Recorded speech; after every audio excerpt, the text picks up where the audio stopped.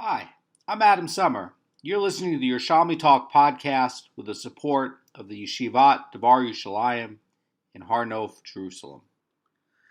This is Kilayim, Chapter 8, Halacha 4, in the Art Scroll 173b2. Today we're getting into more about Hayot and Behemaz. These are the two different kinds of animals, and these are specifically mentioned in the Bria, in the creation in the 6 days. Some are made like this, and some are made like that. There's going to be halachic differences, and as a general rule, something that is a behema is going to be Kilayim with a haya. That's going to come up in the Gemara. So the Mishnah reads like this. It says that prutayos are forbidden to be coupled together or worked as a team. Now, this is going to be a mule born from a female horse that has features that can distinguish it from like a female donkey. And so you can look at the ears, the tail, the voice, and this is going to be like a common variety type of mule where you have two specimens that are going to be born like the mothers, and therefore it's going to be the same kind. And the idea is that this is going to be a type of donkey, a mule, that is going to be like, maybe they have, three sets of horse grandparents and one set of mule grandparents or donkey grandparents, and it's being pulled with something that has, say, three sets of donkey grandparents and one horse grandparent.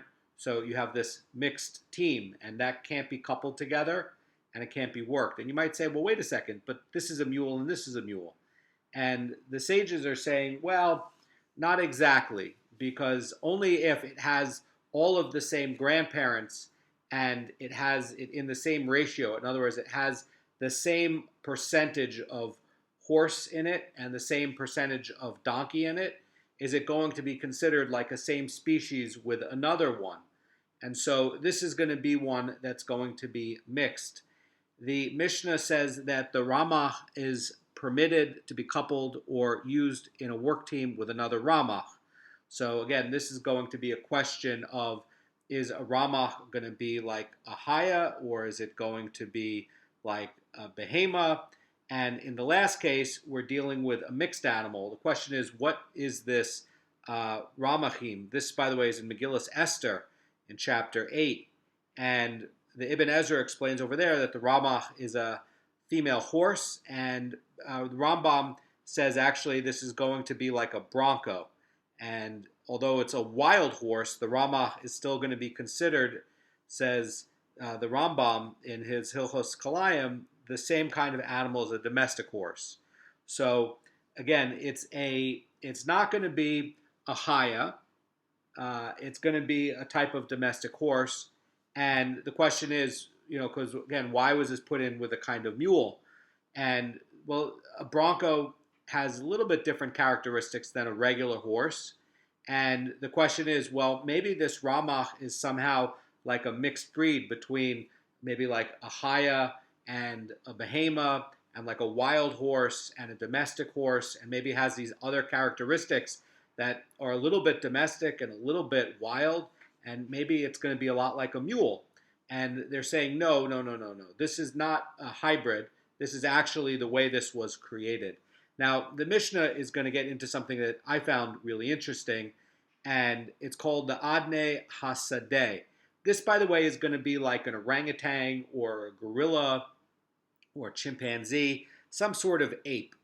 And this is the first time in the Halacha and the Shas that we're getting into what do we do with apes. And interestingly enough, what about with corpse tuma? And interestingly enough, the halacha is going to be where the ape has the same status for corpse tuma and a roof like a human being. So the Mishnah reads that the Adnae Hasaday is a Haya, so it's going to be like a wild animal. And Rabbi Yossi says that this is going to be like these apes, that they convey corpse tuma through a roof similar to a deceased human being. And by the way, the word that they're using, Adnae, is a play on the words of Adonai, or or like Adon, like Mister, right? And so one way to translate this is the Lord of the field or the Lord of the jungle, and this is talking about like a human-like creature in the field, and like Adam, and so that's how you're getting this like word like Adon, which is like Mister. So there's like very deep connection in the construct of how they're using the Adnae Hasaday, because again it ties back to something that has like this human familiarity to it, right?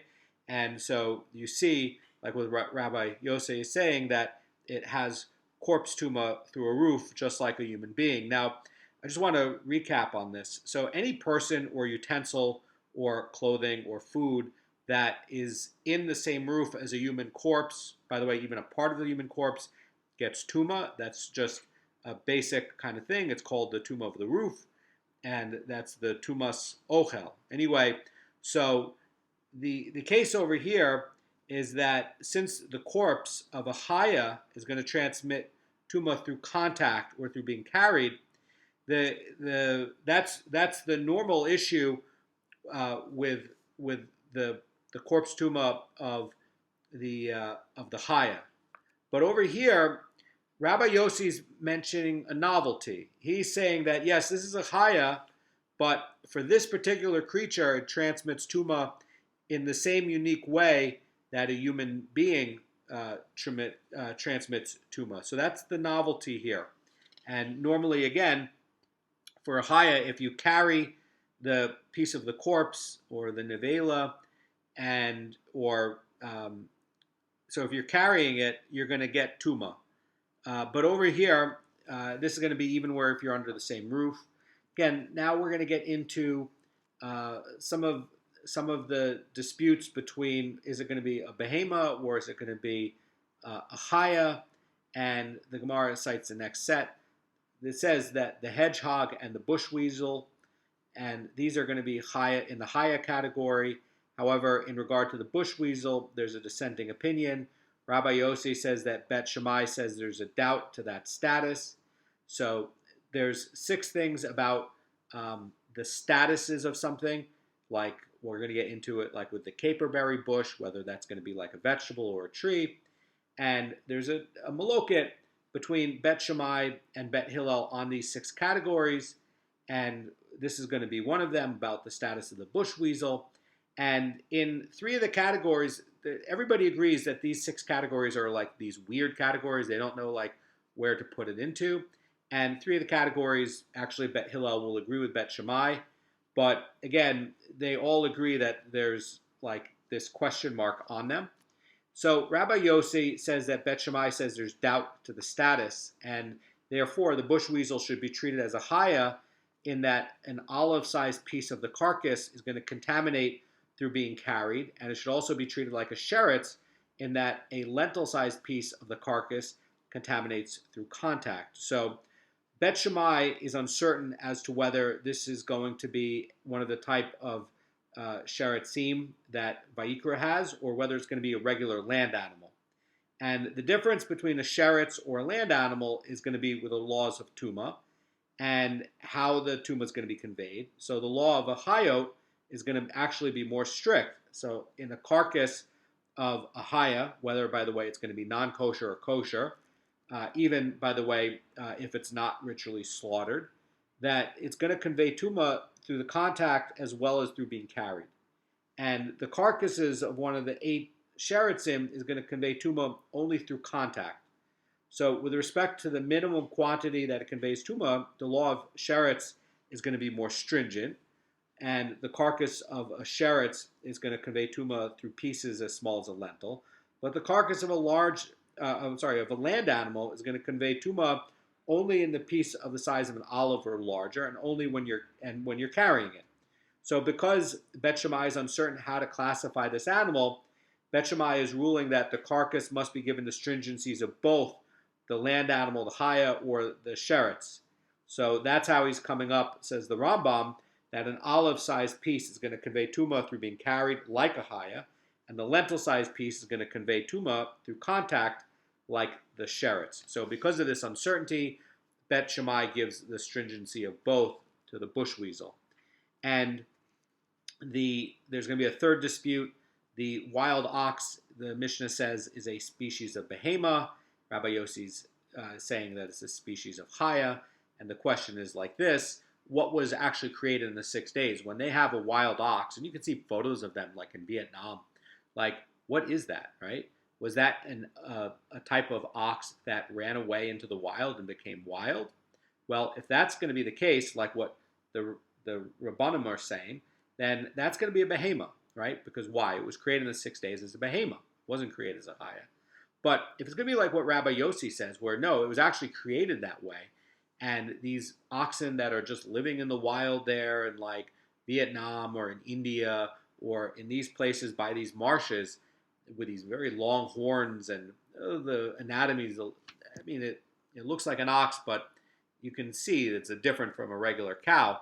Well, was that created like that way as a specific chaya? Because again, when you look in the text of Bereshit, it says that Hashem created both the behema and the chaya according to its kind. So when it's created according to its kind, was that wild ox created that way? Or is it going to be like a domestic animal that was created as a behema that ran away and lived in the wild?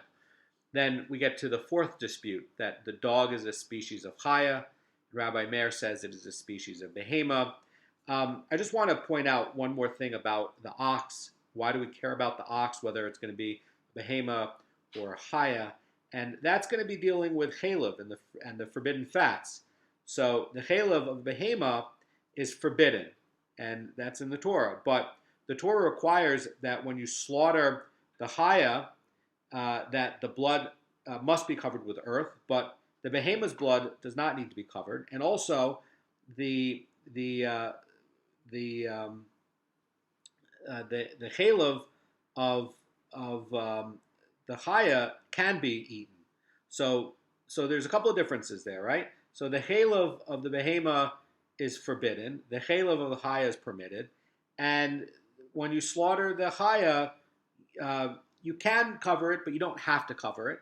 And with regards to, you do have to cover it, but with the behema, you don't have to cover it. You can cover it, but you don't have to cover it. And that's going to come up with the dog as well. Why is that? Because, we already learned in the laws of Kilayim in chapter 1 that a dog and a wolf is going to be Kilayim with each other. In other words, that these are going to be like different creations from the Bria. So the question is, why is this over here now? Because we already know this. What's new over here? So this is dealing with, for contract rights, that's what the Tosefta is saying. So like in Tosefta Kilayim 5.5, it's dealing with contract law. So if somebody sells all the hayot in his possession, is that dog going to transfer or not? And also it's going to be dealing with, what happens if, the dog died or whatever, do you have to cover the blood or not? So the Mishnah gets to the next category. It says that the pig is a species of behema and the arad is a species of chaya. The arad, by the way, is a wild donkey. And even though, why is that in here? Well, the arad is going to be Kilayim with a regular donkey, even though they look the same. Again, this is going to be like the mountain goat and the regular goat. The mountain goat is going to be created as a chaya, but the regular goat is going to be created as a behema. You're not allowed to mix them. And what this is saying too is the arad and the regular donkey are going to be Kilayim with one another. You're not allowed to mix them. So the elephant and the monkey are also going to be a species of chaya, says the Mishnah. And why is this in here? Well, the elephant and the monkey are trainable. You can actually train them to do stuff. Like you see in Thailand or also in India, they'll train monkeys to do things. So you might say, well, wait a second, because this is trainable, maybe this is going to be created as a behema and not as a chaya. But what the Mishnah is trying to say is, look, even if this wild animal is trainable, it's still going to be a chaya. And then the Mishnah concludes, I think, with something that's very agadic and very interesting. It says, and man is permitted with them all to pull and to plow. So, in other words, the man, if it's like, is he going to be Kilayim with the other animals on a plow? The answer is no. So if you have two oxen and the man helps to push the plow out of the mud, did you make Kilayim? No. Well, there's some differences here between the person. So one of the things here is that the person has free will and knows he knows what he's doing, and the other animals they don't have a choice in the matter. Also, the sages are saying, look, what would happen if you had a case where the plow was stuck in mud? What, a person couldn't push it to help to use his intelligence to angle it out of the mud, and that would be a problem where you would not be able to be productive in farming. So the idea is that a man is permitted with them all to pull a plow, and to pull, even if you're like tying yourself together with it. It's not going to be Kilayim.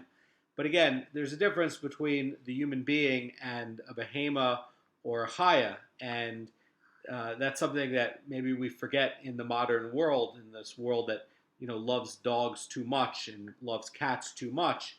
That humans are created as different. They are different. They're fundamentally different, and they have a thinking that's different. And so that's part of what's going to be, because if you tie an ox to a donkey, they can't determine that for themselves, but a human can. A human can decide if he has to help or not. But the animal that you're tying doesn't have that kind of choice or rationality or function.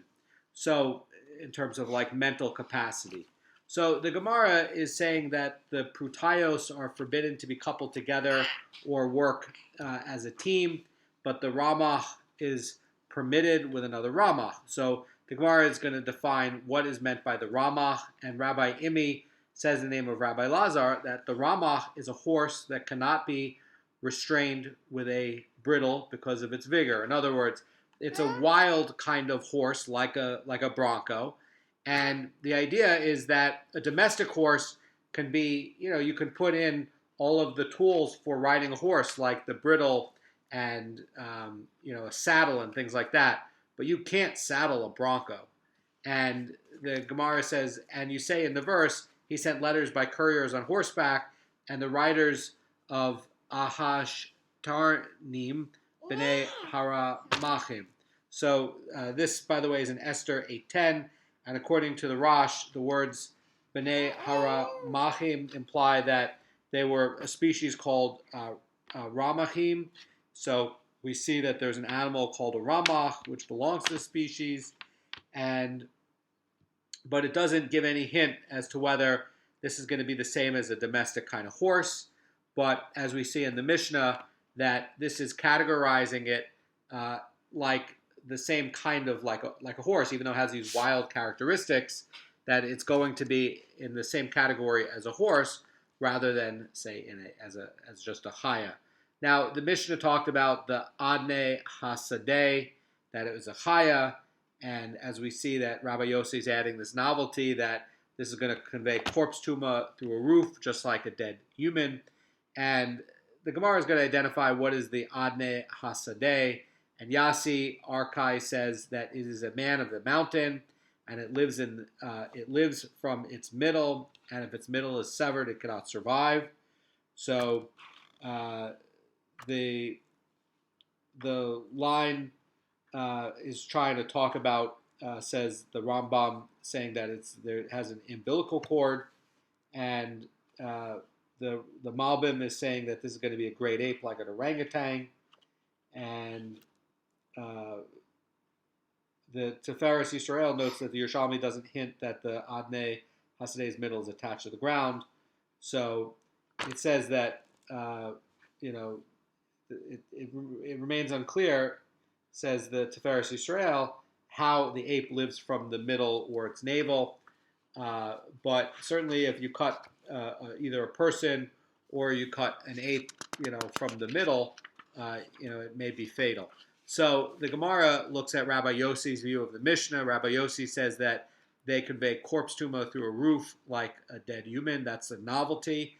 The Gemara is going to provide a source. How does Rabbi Yossi know this?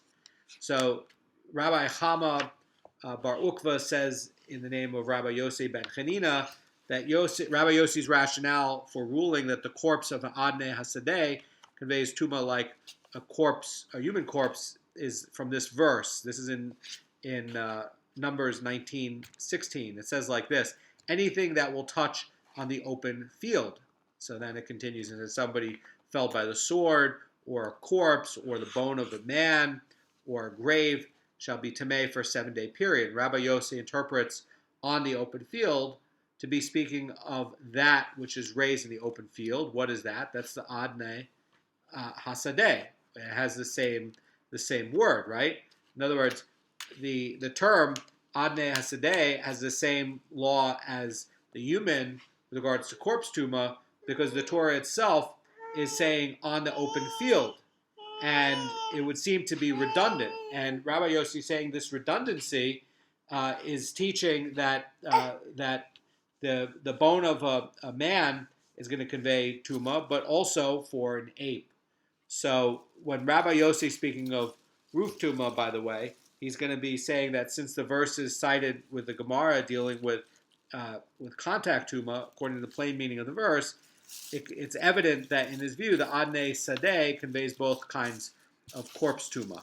So the Gemara is going to relate another brisa. It says that the yardos and the nemios are considered like fowl in all respects. And so what are these? Well, one is going to be a bat and one is going to be an ostrich. Why is it pointing it out? Well, one nurses its young, and that's going to be the bat. And the other is flightless. The other one can't fly. An ostrich can't fly. So they're still going to say that in all respect, it's going to be treated like birds. So these are definitely non-kosher birds. And then it says, and the snake is considered like a chaya. This is going to be actually very agadic, because when the snake was originally created, it stood upright, it was able to speak, and it had legs. And it gave up these characteristics when the snake persuaded Eve to sin, and it was cursed. But the original form was similar to like that of a human. And the idea is that, are you going to treat this like a chaya and not like a sheretz? And if you'd say like, oh, well, the snake crawls on the ground, maybe it should just be, like a sheretz, right? Well, the thing is, you have to look at the original creation, right? So the original creation was that this was going to be like a yoked animal that would work. That's what it says in Midrash Rabbah, in Bereshit Rabbah. And so, how do we know what the status of the snake is? And, what do we do, like if you had a snake that would be yoked with some other animal? Well, when the snake was created, it did have these legs, and it was intended to be a yoked type of animal to help humanity to carry things. This was going to be the supposed horse, or the best, most efficient way of pulling things and transporting things. But you have to look at the original creation. Now, certainly, when a snake was created, if it could speak like a human and stood upright, would that be Kilayim with a human? And the answer is yes, it would be Kilayim, because this was created as a chaya and this was created as a human. And the Gemara is going to look at the next part of the Mishnah in regards to the bush weasel. Again, this is going to trigger these questions by Bet Shammai as to the doubt of the status. And Bet Shammai and Bet Hillel are going to agree that these 6 things have these like questionable classifications. And the solution that Bet Shammai does in all 6 cases is to apply the halachic strictnesses on each of the cases to both. So in the case of something that has characteristics of a chaya and a behema, it'll apply strictnesses to both. So Rabbi Chia says in the name of Rabbi Yochanan that there are 6 questionable classifications. And again, everybody agrees about these 6. And just FYI, in 3 of the cases, Bet Hillel joined them in their doubts. And the first of the questionable classifications, according to Bet Shammai, is a question about whether the caper bush should be considered a tree or a vegetable. And that's going to be like, is this going to be something with Kalei Karam or Orlah or Meiser? And, the question is, if it's going to be a tree, can you put it next to a vineyard? Or if it's going to be a vegetable, well, then your setback is going to be different if you put it next to a vineyard. So that's why that matters. And again, Bet Shammai is going to apply the strictnesses of both to the caper bush or all 6 of these. And then it says, according to Bet Shammai, there's a question whether a natron utensil, this is going to be something that the Rambam says is like chalk, should be considered an earthenware utensil or an immersible utensil. In other words, should this thing be treated like earthenware, or like should it be treated like something like a clay utensil, or a container made from another material other than earthenware is going to become tamei when the source of tuma touches either the exterior or interior, and the regular utensil is going to be different because it's not going to get tuma if all the source touches the exterior surface. So on the other hand, if it does contract tuma from the interior, then the interior will be tamei. So another characteristic of earthenware is going to be that it can't be purified from tuma except by being broken, but other non-earthenware material can be purified. So the question is, if you have like a chalk, and some people say it's a type of white clay, can this be, what is going to be the characteristic if you had a utensil like this? Then the third question is going to be, according to Bet Shammai, whether a bush weasel is going to be like a chaya, or it should be considered one of the 8 sheritzim. And again, Bet Shammai applies the strictness of both the chaya and the sheretz to this.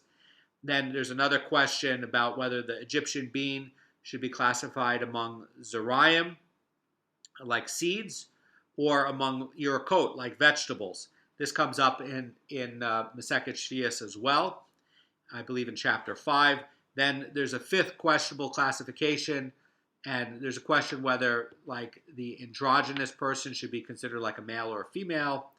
And I was once on a train in Hong Kong, and I saw somebody who was literally androgynous, and I couldn't figure out if it was a man or a woman. I stared, and I couldn't figure out, and I make arguments in my mind that, no, this is a woman, and I make arguments in my mind, no, this is a man, and I couldn't figure it out. Then there's a 6th questionable classification, whether the koi should be considered a chaya or behema. The koi is a special creature that was also created in the 6 days. And then the Gemara concludes, in regard to the last 3 doubts, all agree that both Bet Shammai and Bet Hillel agree that they are doubts. So again, what are they agreeing on? That the Egyptian being, the androgynous person, and the koi, even Bet Hillel agrees on that. Then there's an Amar I was going to add, a 7th one. Rabbi Chama Bar Ukva says that the sages were unsure how to classify the sanctity of the Amma Triskin. That, by the way, is going to be a wall in the Bet Hamikdash. And the Gemara says, what is the meaning of Amma Trixin? That's the wall that, by the way, separated the holy from the Holy of Holies in the first temple.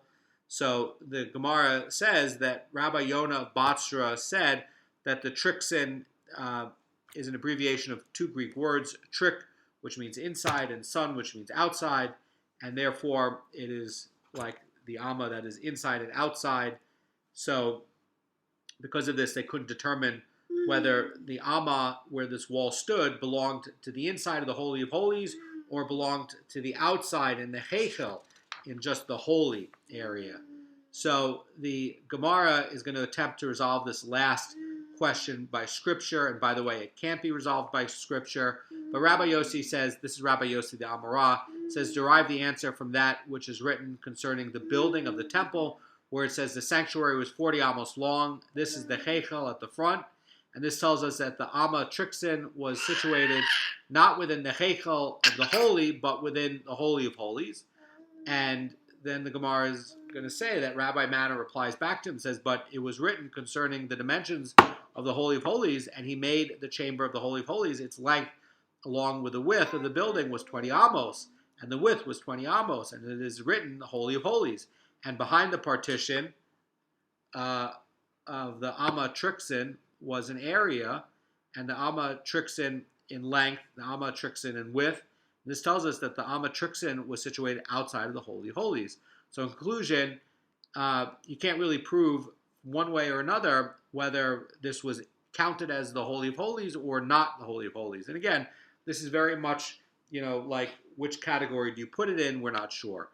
The Mishnah said that the wild ox is a species of behema. Rabbi Yossi says it's a species of chaya. And we're going to go with the back and forth between the Tanakama and Rabbi Yossi. The basis for the dispute is like this. The rabbis say that the wild ox was originally from the inhabited surroundings and subsequently ran away into the wilderness, where it became wild and produced offspring who live in the wilderness now. And accordingly, it's going to be treated as a behema, which is a domesticated ox. Why? Because that's how it was created in the 6 days.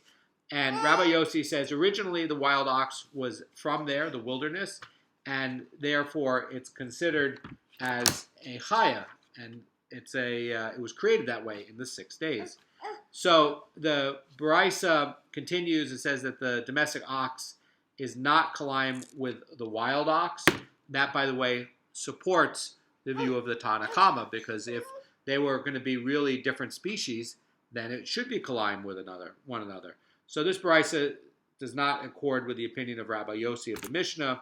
The Gemara says, for we've just explained, Rabbi Yossi maintains that the domestic ox and the wild ox are different species, therefore it would be Kilayim with one another. So again, this is Rabbi Yossi the Tana, not Rabbi Yossi the Amaral, who was debating the Amatrixin with Rabbi Mana. And then the Gemara adds and says, furthermore, those who translate the kosher chayos in Devarim as wild ox or remanin are rendering the verse in accordance with Rabbi Yossi, who's saying that the wild ox is a chaya. And it was practiced in Mishnaic terms to explain the Torah reading to the congregation in their spoken language, Aramaic.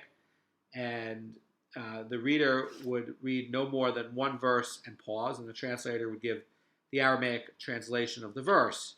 And sometimes that would include a brief or halachic midrashic commentary. So this verse is in Devarim 14:5, and it's talking about the kosher and animals like domestic ox, sheep, goats, and it's listing 7 chayot that are kosher, and one of those is going to be a wild ox. So they're saying, when this guy would translate from the Torah reading, this is how they would translate it. They would translate it like a chaya.